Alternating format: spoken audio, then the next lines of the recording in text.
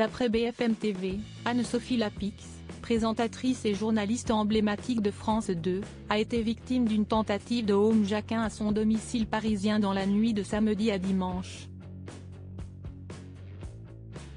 Selon une source policière, 5 personnes ont d'ores et déjà été interpellées.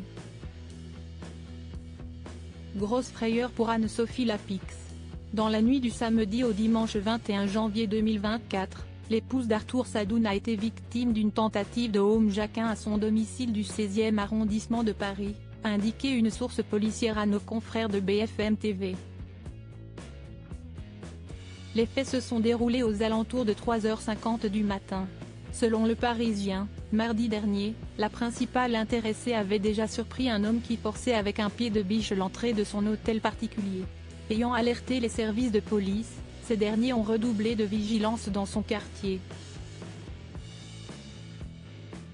Hier, les policiers de la brigade anticriminalité ont très vite été interpellés par un véhicule suspect qui circulait dans le secteur.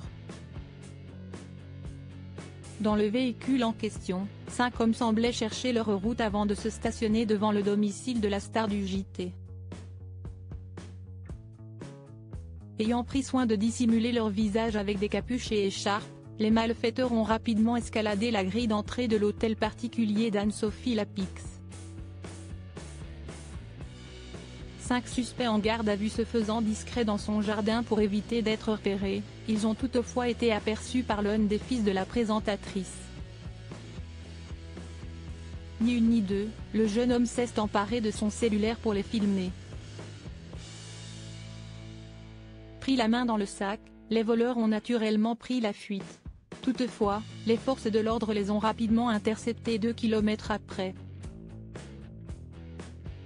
Pendant l'interpellation, l'un des auteurs présumés a été légèrement blessé en raison d'une vitre brisée de leur SUV et dans lequel a été retrouvé un revolver, des rouleaux adhésifs et d'autres outils.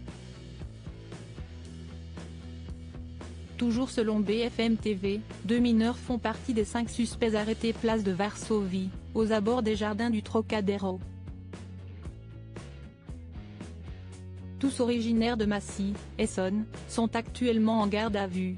Pour orchestrer de nouvelles investigations, le parquet de Paris a d'ores et déjà saisi les enquêteurs de la brigade de la répression du banditisme, BRB, de la police judiciaire parisienne.